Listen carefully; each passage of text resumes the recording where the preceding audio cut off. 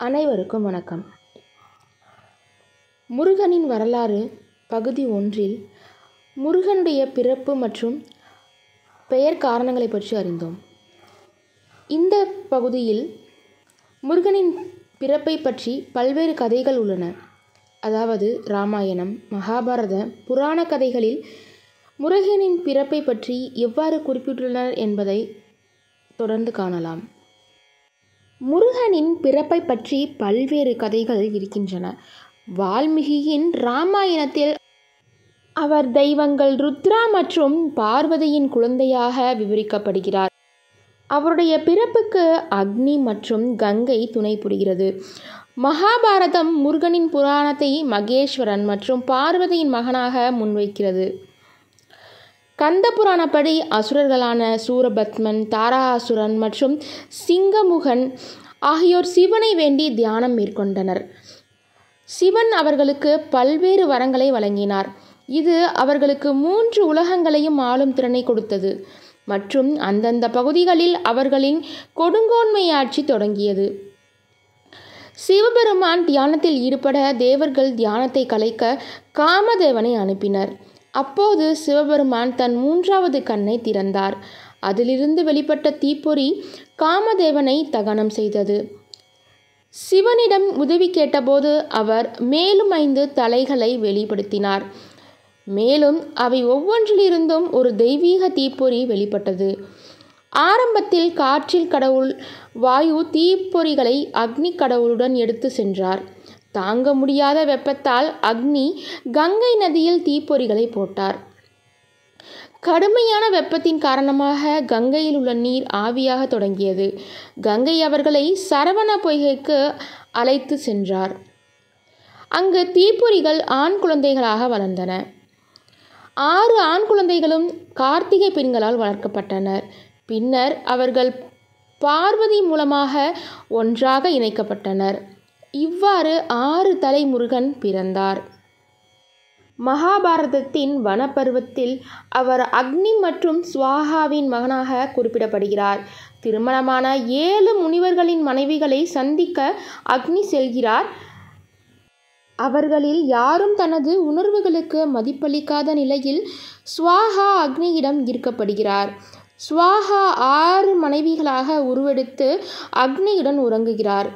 அருந்ததியின் அசாதாரணமான நற்பண்புகள் காரணமாக அவள் அருந்ததியின் வடிவத்தை எடுக்கவில்லை. ஸ்வாகா அக்னியின் விந்துவை கங்கை நதியின் நாணலில் வைப்பார். அங்கு அது உருவாகி 6 தலை கந்தனாக பிறக்கிறது. இதுவே மகாபாரதத்தில் முருகப்பெருமானுடைய பிறப்பின் இரகசியமாக கூறப்படுகிறது. முருகப்பெருமான் விநாயகரின் இளைய சகோதரராக கருதப்படுகிறார். சில நூல்கள் அவரை மூத்தவர் என்று கருதுகின்றனர். வடக்கு மற்றும் மேற்கத்திய இந்திய மரபுகளில் கார்த்திகேயன் ஒரு பிரம்மச்சாரியாக கருதப்படுகிறார். இருப்பினும் சில சமஸ்கிருத நூல்கள் தேவசேனாவை அவரது மனைவியாக குறிப்பிடப்படுகின்றன. தமிழ் மரபுப்படி அவருக்கு தெய்வானை மற்றும் வள்ளி என 2 மனைவிகள் உள்ளனர்.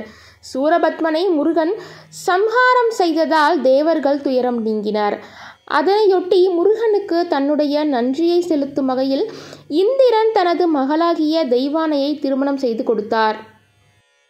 ஒரு நாள் நாரதர் சிவன் மற்றும் பார்வதி ஆகியோரிடம் ஞானப்பழத்தை கொடுத்தார். அதை பெறுவதற்காக உலகை 3 முறை சுற்றி வர வேண்டும் என்று சிவபெருமான் போட்டி வைத்தார். முருகன் தன் மயில் வாகனம் கொண்டு உலகை சுற்ற புறப்பட்டார்.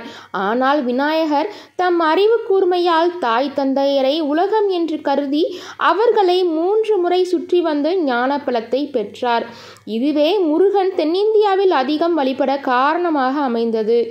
வேத நூல்களில் கார்த்திகேயர் என்று விளக்கப்படும் பண்டைய குறிப்புகள் உள்ளன.